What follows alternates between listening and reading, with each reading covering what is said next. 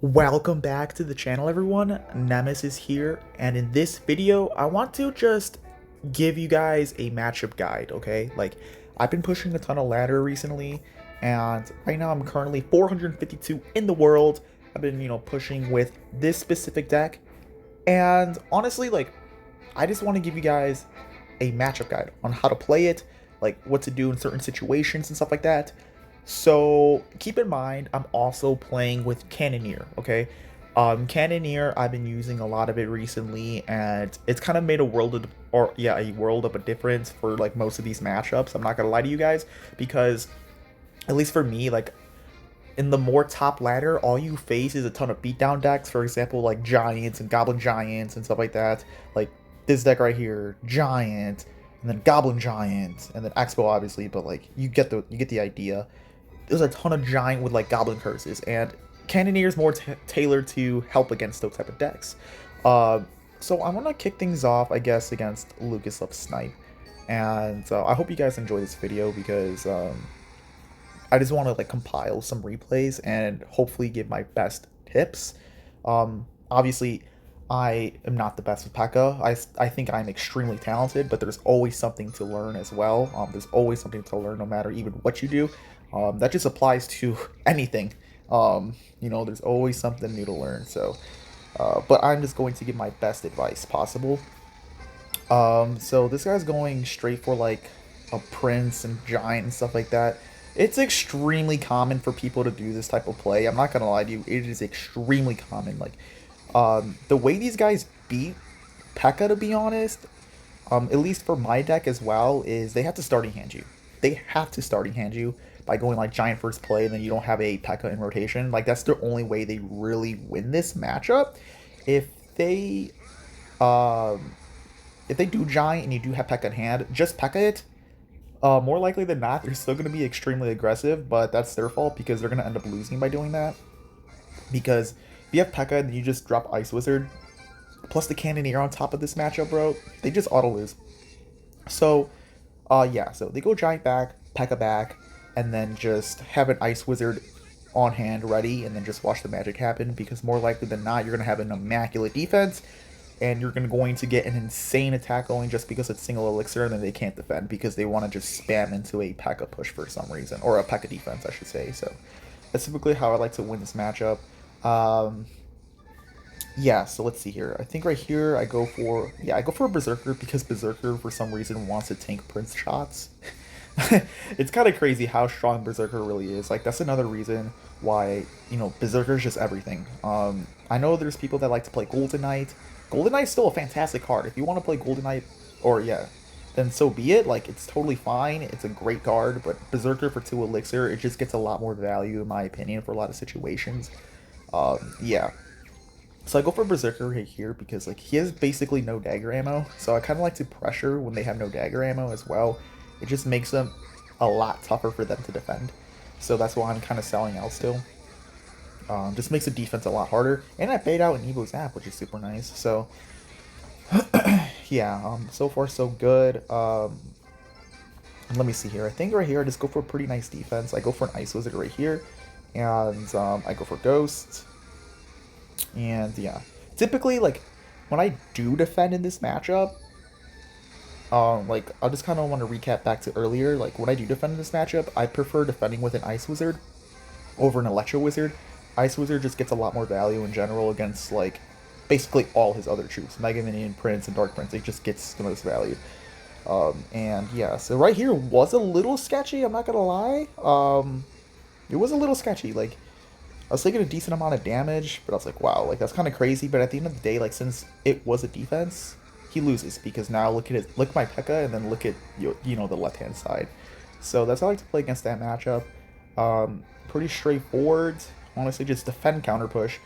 If you defend well, they will never be able to break through at all. So let's go ahead and show SK Morton. Obviously, literally like a top dog player in the entire game. So,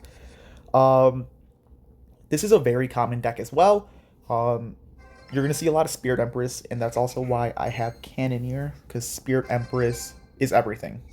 It's probably no, it is a top 3 card in the game actually. Without a doubt in my mind, it is a top 3 card. That's why I have Cannoneer. because it does a way better job at defending. Even though you'll still take a lot of damage, it just simply does a better job than Princess Tower at defending. You know what I'm saying? So I go for Pekka right here. Like I said earlier, Ice Wizard plus Pekka is like your best defense towards like giant attacks. So yeah, right here, kind of just chilling, hanging around. This matchup, it's kind of like, if they play their Spirit Empress wrong, that's your only time to really attack. Um, it gets extremely difficult to break through when they play like really good Spirit Empresses, because you cannot kill it on defense, or I mean on offense. By the way, you cannot kill a Spirit Empress on offense. Like, you have to wait for it to cross your side, and then you can attack after the Spirit Empress is out of rotation. If you're trying to push into a Spirit Empress, it's like really like not the most optimal strat, because it just does way too much damage, has way too much health, and then you're just gonna get cooked. So like, if you want to play into a Spirit Empress, you really shouldn't. If anything, you go opposite lane to the Spirit Empress. So yeah, let's see here. I think right here I kind of just set up defense with like an Ice Wizard in the back, pretty sure. And yeah, he doesn't have like big spells, which is pretty helpful, so I should be able to like defend pretty easily for the most part, just due to the fact that like I also have Cannoneer. Princess Tower obviously would make it a little bit more trickier. This part was, I'm just gonna pause this real quick. This was really bad because like his Spirit Empress is not locked on by my Cannoneer. So let me explain, let me show you why that like sucks. So I'm just gonna continue this. I have a decent defense like on the right hand lane. I just go Pekka, and then I think I just go for arrows as well. But since that Spirit Empress was never locked down by my Cannoneer, I'm basically gonna pay the price and just have my tower completely destroyed. My tower would have completely been fine if my Cannoneer actually locked onto it, but it was just like a little micro error on my end. Like, if I waited for my Ice Wizard just a little bit more, that Spirit Empress would be on my side, and then this scenario wouldn't even be happening at the moment. By the way, he cycles Spirit Empress on the right-hand lane, so what I told you earlier, like, you never want to play into Spirit Empress, so what I'm doing is I'm going opposite lane now. And I have arrows for his minions, and Spirit Empress, like I told you, is his literal best answer towards any of my cards. And now he's going to get 3 crowned. So, that's how I like to play against that, like, just Spirit Empress in general, stuff like that. So yeah, that's against SK Morton. I do have there's a couple losses in my battle log, but like, I honestly don't really want to show them as much because it's against like this deck. If I'm being quite honest with you, I'm not as confident to show a matchup that like I lose, because I don't really win that matchup that often. So I can't give like my best advice on how to win it. So I'm gonna go against this deck right here. This is another pro player too, E&M Black Pearl, and he's playing another extremely, extremely popular deck that you guys will start seeing a lot. And yeah, it's Boss Bandits. It's got a Spirit Empress as usual. So, and it's got Furnace as well. I like playing Cannoneer too because Cannoneer is pretty good against Furnace, just due to the fact that it one-shots the spirits. So you don't necessarily need to worry about it that much. He goes for a curse, which is totally fine. By the way, this deck just like recently started popping up. So yeah. Let's see here.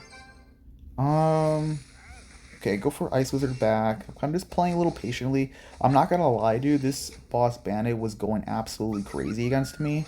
Like, I wasn't really defending it as adequately. Like let me show you. I misplaced my Bandit, which like locked on towards my Ice Wizard, which was really bad. And then it just started destroying my entire defense right there. So I had to overextend a ton on the Boss Bandit. I go for my Electro Wizard right here, and that should be like a clean defense. He actually does go for a really good zap that lets the Ram Rider get a charge on my tower. But this is kind of like last matchup in a way, right? Like, if they go Spirit Empress, you have to kind of push opposite lane if you do want to attack. If you don't want to attack, just defend with like an Ice Wizard in the back. And since he has Furnace, you can't also kill a Furnace on defense. But let me tell you a tip. Like, for example, Evo Furnace, regular Furnace isn't that much of an issue, if I'm being honest. Like, it doesn't really matter. Evo Furnace is the problem. The way you want to go about an Evo Furnace, if they have an Evo Furnace in hand, is you want to try to play really aggressively to the point where they have to cycle the Evil Furnace on defense. If that makes sense. For example, like, I don't want them to cycle an Evil Furnace in the back to get ready to start an attack. I want them to cycle an Evil Furnace just because they are forced to and they don't want to actually make the play. You know what I'm saying? Like, it's a lot different by having them forced to play something they don't want to play, because it kind of messes them up. So that's like my thoughts. By the way, this was actually so crazy to me. So I played my Electro Wizard right here. As you can see, my E-Wiz is like, it's not, I feel like that Spirit Empress shouldn't even be locked onto my E-Wiz. It looks like the tower's closer, but it's whatever. That thing in general just completely screwed me up entirely, though, by the Spirit Empress being locked on to my E-Wiz. Like, that just messed up my entire strat. And I probably could have preserved my tower, honestly, if I just went for arrows right there. But, yeah, I wasn't really thinking right there. Yeah, that's pretty unfortunate. I just go for a Berserker in the back. I go for my Electro Wizards, and I think I also go for a Pekka. And yeah, so let's see here. At this point in time, like I said, I have really optimal defense in general for like defending his attacks. Like I have Pekka, Cannoneer, and E-Wiz for his Ram Rider. Like I said, the only real issue with Spirit Empress, it's just, it does everything. Also Evil Furnace, obviously, but yeah. Right here, I just go for a Berserker opposite lane at the bridge, because it's only 2 elixir. Like, I necessarily don't get punished at all for just cycling a Berserker at the bridge.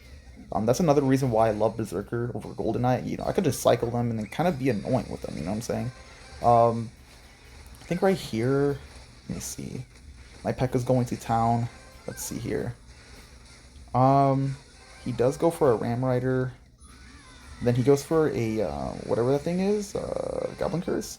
At this point, I had like the most beautiful defense in the world. So at the point, I just take advantage of it. And I just go absolutely crazy. And I go for some arrows to kill the furnace. And everything is looking absolutely fantastic. So that's a really good game against E&M Black Pearl. And yeah, let me see what else I can have for you guys. Like this matchup right here, this Graveyard Dude, like I can't even showcase it because I get absolutely stomped. There's nothing I can do. Let me see here though. Let me see what else I got.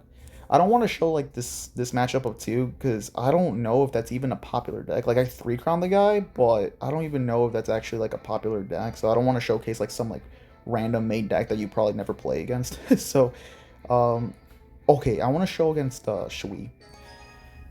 This is a Sparky matchup. This is another deck you guys will see a lot.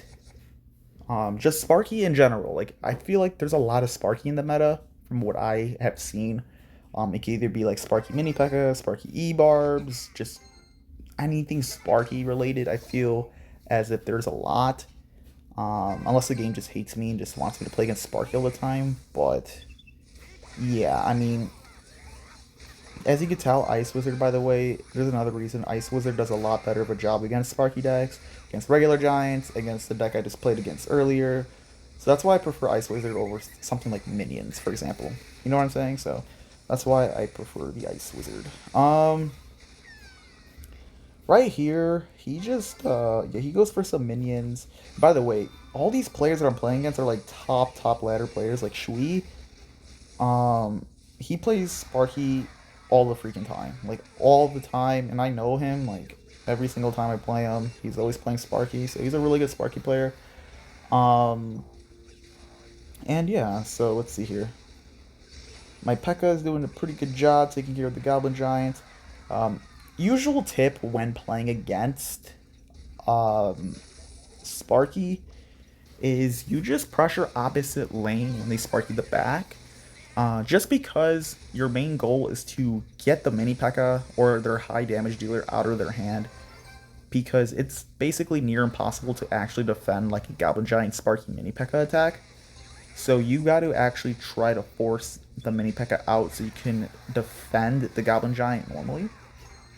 And yeah, so he goes for a Sparky in the back. I go for some light pressure. Never go heavy pressure opposite because Mini Pekka will kill everything. Mini Pekka will literally kill everything if you just drop it there. So that's why you do like light pressuring. And Okay, there's one more tip I want to give you guys.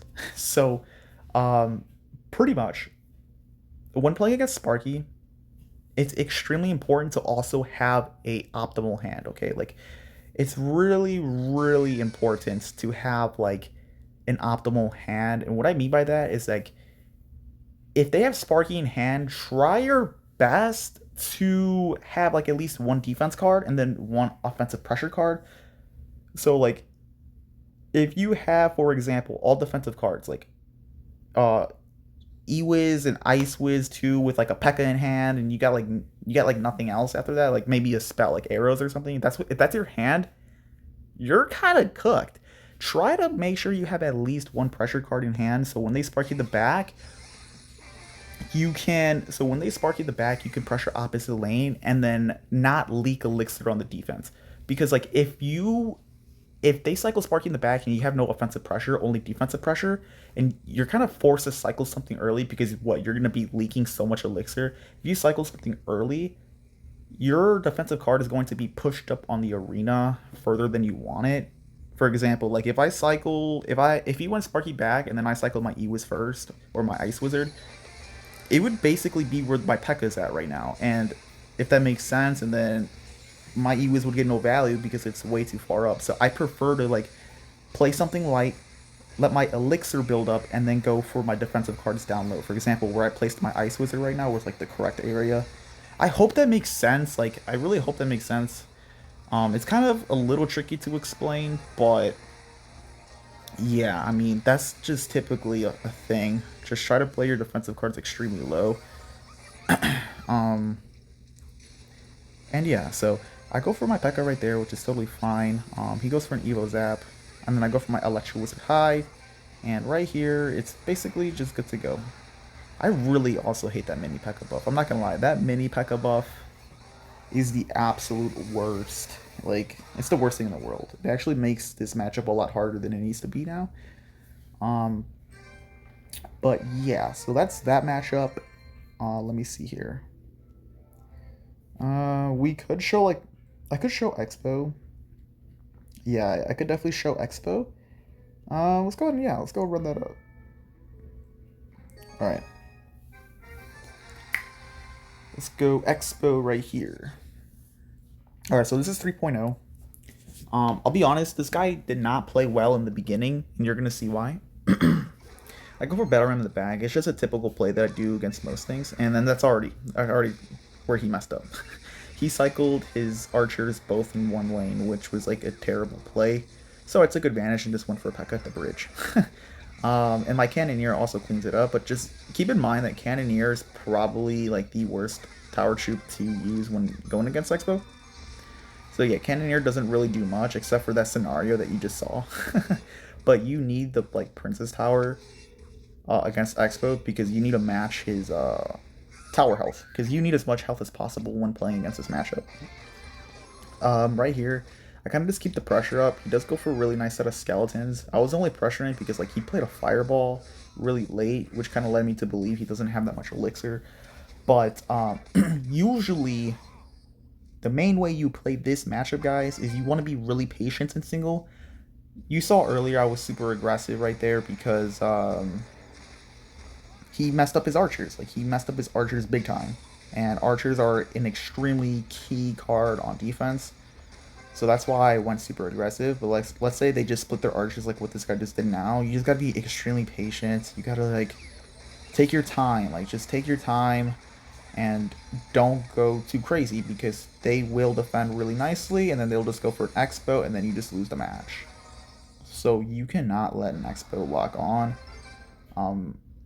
I know there's like certain tips and certain like types of defense you can do to like basically never or almost never let an expo connect. I'll be honest, like I'm still kind of trying to work on that myself. There are certain situations where I'm kind of like, oh, where exactly should I place my cards at? Like, it is a little tricky, but it can be done. So just keep that in mind. Like, if you get a really, really solid damage lead, like basically what I have right now, and you play perfect defense like for the rest of the match, you basically shouldn't be able to lose. Because there are, like I said, there are certain types of defenses where they can't win. But yeah, let's see here. He goes for a fireball. I just go for a battle ram in the back, which is totally fine. I'll be honest, one of the main ways I lose this matchup is when they split evil archers in the back. Because it's like if you arrow one evil archer, they take advantage of the other side. So usually, like, what I kind of do is I just arrow the king tower and just hit both of the archers. Like, I don't know, because like I told you guys, I lose a lot when they just have one evil archer on the field because I arrow the other side. So I try not to deal with that type of like sequence. So I just end up arrowing the king tower to kill both archers. I just go for arrows right there. I go for my Electro Wizard. I'll be honest right here. I'm gonna pause this. This is like a misplay. I played my Ewiz pretty poorly because it's not hitting the Expo. My Ewiz at least tapped the Expo a couple times, I would be fine. But check this out. Look what happens here. So you can see my Ewiz didn't tap it at least one time. So that kind of just screwed me over entirely, and you're going to see why. So right here, and also this is such BS. Like, my Ghost clearly was swinging on the Expo and then wants to relock onto the Knight. And as you can see, because my Ewiz didn't, like, 2-tap it, yeah, I took a lot of damage. And at this point, I was like, damn, like, this guy just came back. But you're going to see how I freaking come back, though. You're going to see how I come back again, bro. Because not going to lie, dude, I feel like I deserved this win, bro. Like, I thought I wasn't playing too bad until, like, that point. And as you guys know, like, doing one misplay like that can just cost you a match. So, it's pretty unfortunate. But yeah, be really patient. Wait, I want to pause this too. Another tip I can give you guys when playing against Expo is, like, when it hits double elixir, you can Pekka the middle. Like, you can Pekka the middle. Let me see. Well, it's triple elixir now, but you can Pekka where I just Pekka'd in double elixir if you have another troop on the other side of the field when they have no other cards on the field. Alright, so yeah, if you have, like, let's say a ghost coming down the lane and they don't have any troops, you Pekka the middle of the opposite lane of your other troop because it makes them a lot more hesitant to go offensive just because you already have a troop coming down the field. So it kind of forces them to play defense, and then it gives you an opportunity to actually break through instead of having to defend all the time, if that makes sense. So that's like another thing you can do against the Expo matchup. And yeah, so let's see here. I go Bandit right there, which is totally fine. I go for a Royal Ghost. He goes for a beautiful Fireball. I'm not gonna lie, that Fireball was like insanely good. Okay, check this out, bro. Look at the arrow value. Okay, oh my gosh. When I hit these arrows, look at this. Look at these beautiful arrows. Hits everything, bro. He was literally, yeah. Dude, he got stunned. He got absolutely stunned. He probably, like, dropped his phone afterwards or something. I don't even know. But that's what won me the match. Yeah, the arrows is literally everything in that. And yeah, dude, like, man, I mean, I guess I can show you this matchup. Like, I already told you guys, I don't even know if, like, this matchup is, like, worthy. Like, I played well, but is this a meta deck? I have no clue, because it's the first time I've seen it. I'll just show you exactly what I do. I go for Ban in the back. It's a really typical play. And then he goes for Furnace in the back. And yeah, so that's fine. I go for a Royal Ghost. Then he goes for a Tombstone. Not gonna lie, I kind of thought that this would have been like RG because it just looks like a really defensive RG deck. Like, if you guys seen the RG Skeleton Kings and stuff like that. And he also has Fisherman, so it kind of just, you know, made it more reasonable why he would have an RG. But I go for Battle Ram right here. And this is fantastic. So this is my thought process. He has no Tombstone in hand. He has no Fisherman in hand. He just played Giant Skeleton. Pekka completely overwhelms the Giant Skeleton. So what do they realistically have for this type of attack? Like, he really doesn't have anything. So that's why I played the Pekka right there. If, like, let's say he had, like, Tombstone in hand or Fisher, like, that just wouldn't work. But his hand was completely cooked to the point where I made it work. And right here, I go for a really late Ice Wizard and I defend my tower. So usually I genuinely feel like this is a really bad matchup, but basically his cycle was completely cooked. and everything was just perfect. It was like the most perfect thing ever. So that's how I won. Well, actually, no, he actually does take my tower. Yeah, I'll just keep like showing this replay. Right here, just go for a ghost. Yeah, I just go for a ghost, and let's see here. He does go for a berserker, which is totally fine. I go for a bandit just to protect this lane a little bit. He does go for a fisherman. And let's see here. So I'm kind of just doing my thing, honestly. Like, I'm just doing my thing. I go for battle ram opposite the lane. And yeah, so let's see here. Okay, he does go for another graveyard. I just go for my berserker. The reason why I go for berserker is because it hits really, really fast. So it's like the highest chance of defending a graveyard, honestly, just throwing a berserker on top.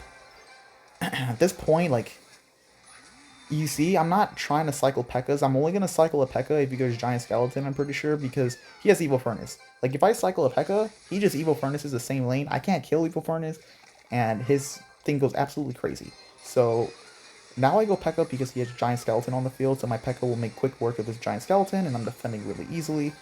So, yeah, everything is going pretty nice. I go for a ghost over here, and then I kind of just sell out because I had a pretty decent attack going. Like, you can see I had, like, a Pekka. I had, like, everything going for myself, not gonna lie.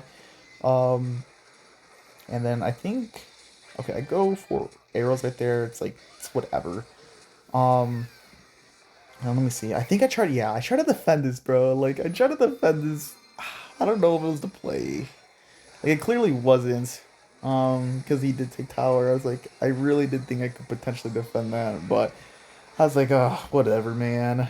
Like, I had a lot of damage. And then right here, he goes for Evil Furnace. I'm pretty sure, like, I heard that 2 arrows kills a furnace. So, when you're kind of watching this match, you're going to see why I arrows the furnace. Because that's what I heard, is that 2 arrows actually full kills a furnace.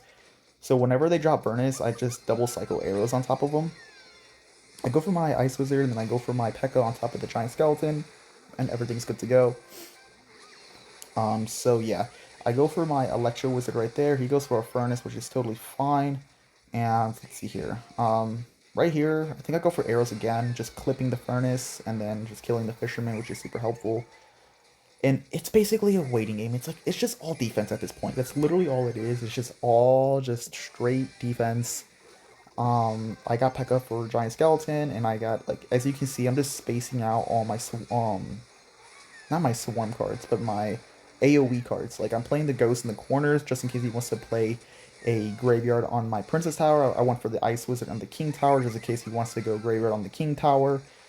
So, yeah, right here I go for a ghost to kill the Furnace. I go for my Pekka because if you're playing just graveyards like that, you clearly want to play something in the pocket. So I kind of just like pre-Pekka all the time because he's probably going to go for like something in the middle. Right here, I go for a set of arrows because 2 arrows should kill a furnace, so that's why I'm doing that. So, yeah, right here, I think I just go for another Pekka because I'm just assuming he's going to play something in the middle because, yeah, you kind of have to do that. And yeah, so everything's going good. It's just a waiting game, bro. I'm just playing straight defense. I go for Ghost. Let's see here. I go for Battle Ram. I go for 8 Bandits in the middle. And right here, I just go for an Ice Wizards. I go for my Berserker, and everything is literally just good to go. That was such a good match. Like, thankfully, he played really awful in the beginning, and that's how I took care of that match. Because, like I said, quite literally, that doesn't seem that good for me. But with that being said, dude, that's going to basically be the end of this video. I want to continue the ladder push, obviously. Like, I've been playing a lot as of recently. Well, I don't really play that much on my work week, and I only play on my 3 days off, realistically. So when I do have my days off, that's when I start the ladder push, and that's when I can start making content for you guys. But I'm going to try my best to, like, I don't know, just keep progressing on ladder and keep getting better. And I really hope you guys enjoy this type of content, and I hope you guys learn something from it. Thank you guys so much for watching, and I'll do more next time.